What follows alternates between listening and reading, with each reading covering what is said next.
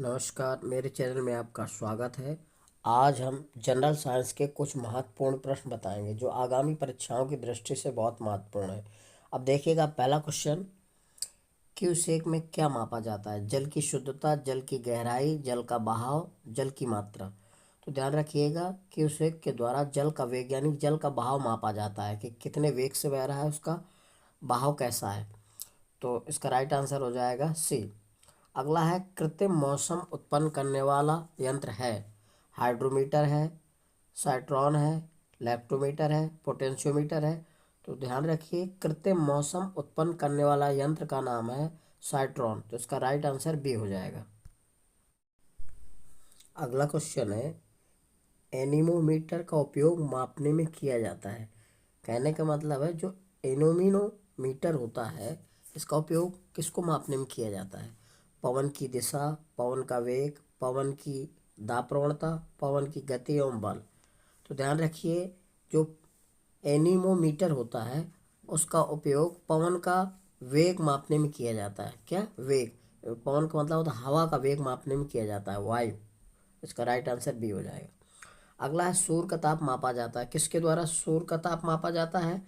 Barometer के द्वारा, या पिक्नोमीटर, एनोमीटर, पायरोमीटर। तो ध्यान रखिए, सूर्य का ताप जो मापा जाता है पायरोमीटर द्वारा मापा जाता है। सूर्य का ताप किसके द्वारा मापा जाता है? पायरोमीटर। इसका राइट आंसर डी हो जाएगा। अगला क्वेश्चन है, दर्पण बनाने में निम्नलिखित में से किसे उपयोग में लाया जाता है?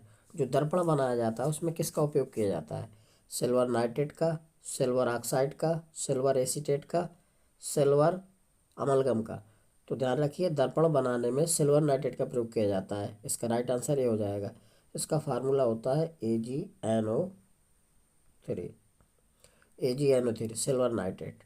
तो दर्पण बनाने में सिल्वर नाइट्रेट का उपयोग किया जाता है।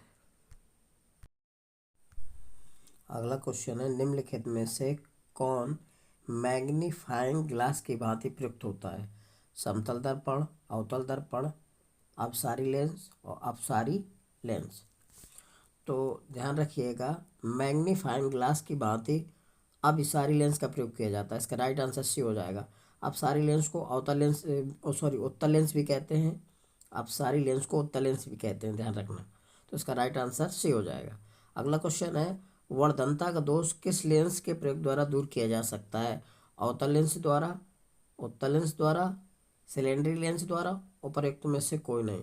तो वर्धनता जो आंखों की एक बीमारी होती है, जब जिस व्यक्ति को वर्धनता की बीमारी होती है वो लाल और हरे रंग की पहचान नहीं कर पाता। ठीक है, तो इसमें किसी भी लेंस का उपयोग नहीं किया जाता।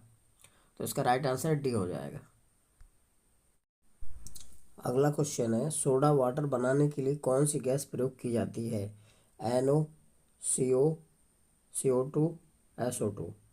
तो सोडा वाटर बनाने के लिए कार्बन डाइऑक्साइड गैस का प्रयोग किया जाता है। इसका सूत्र होता है CO2। तो इसका राइट आंसर क्या हो जाएगा? सी विकल्प हो जाएगा। सोडा वाटर बनाने में किसका प्रयोग किया जाता है? किस गैस का? कार्बन डाइऑक्साइड, CO2 का। अगला क्वेश्चन है, निम्न में से कौन सा अक्रिय गैस नहीं है?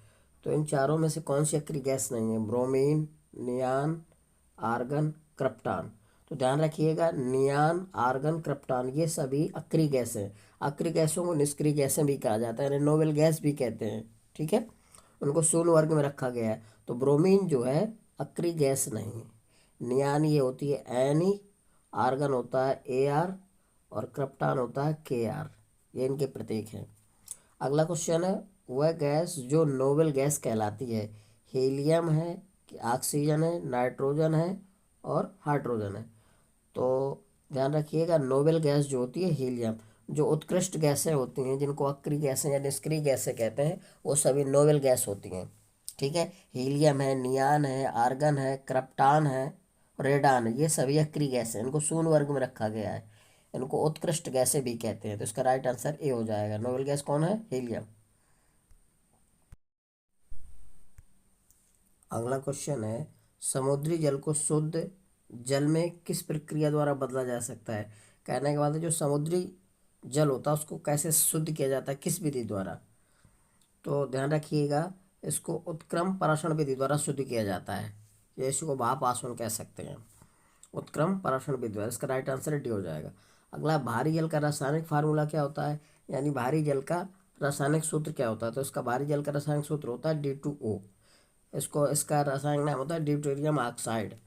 तो D2O होता है इसका। इसका राइट आंसर भी हो जाएगा। अगला है, पानी का शुद्धतम रूप क्या होता है। तो वर्षा का जो जल होता है वो सबसे शुद्ध माना जाता है। ध्यान रखना, वर्षा का जो जल होता है सबसे शुद्ध होता है। शुद्धतम रूप किसका होता है, वर्षा का जल। तो इसका राइट आंसर सी हो जाएगा। अगला क्वेश्चन है, निम्नलिखित में से कौन जीवाश्म ईंधन है। तो ध्यान रखिएगा, प्राकृतिक जो नेचुरल ईंधन होते हैं, जैसे प्राकृतिक गैस, ठीक है, लकड़ी है, कंडे हैं, गोबर गैस है, ठीक है, मेथेन है, ये सभी क्या है, गोबर में मेथेन गैस पाई जाती है, ठीक है, ध्यान रखना। तो इसका राइट आंसर क्या हो जाएगा, प्राकृतिक गैस।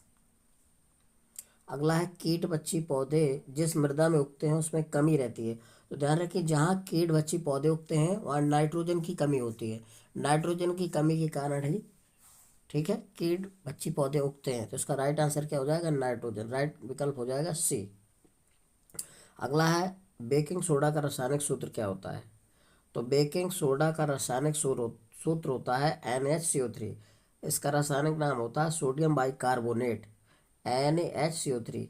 और ठीक है, ये बेकिंग सोडा का मतलब होता है खाने वाला सोडा, NaCO3 इसका रासायनिक सूत्र होता है। और इसका रासायनिक नाम होता है सोडियम बाइकार्बोनेट, ठीक है। और कपड़ा धोने वाला सोडा, दाउन सोडा बोलते हैं, इसका सूत्र होता है Na2CO3, ठीक है, क्या होता है, Na2CO3। इसका रासायनिक नाम होता है सोडियम कार्बोनेट। और ये CaCO3 क्या होता है, कैल्शियम कार्बोनेट, ठीक है, इसको खड़िया बोला जाता है। और ये CaOH कोल्ड OH क्या है, कैल्शियम हाइड्रोक्साइड। अगला क्वेश्चन है, जीवों के निम्नलिखित प्रकारों में से छत्रक किससे संबंधित है। शैवाल से, फर्न से, कवक से, लाइकेन से। तो ध्यान रखना, जो छत्रक का संबंध है कवक से संबंध होता है, फफूंदी से। तो इसका राइट आंसर से हो जाएगा। फफूंद जो होते हैं कवक, वो छत्रक से संबंधित होते हैं। अगला क्वेश्चन है, ईस्ट एक है। तो ईस्ट क्या होता है, ईस्ट एक कवक होता है, फफूंदी, ठीक है। तो ध्यान रखना, इसका राइट आंसर बी विकल्प हो जाएगा। ईस्ट एक प्रकार का क्या होता है, कवक होता है।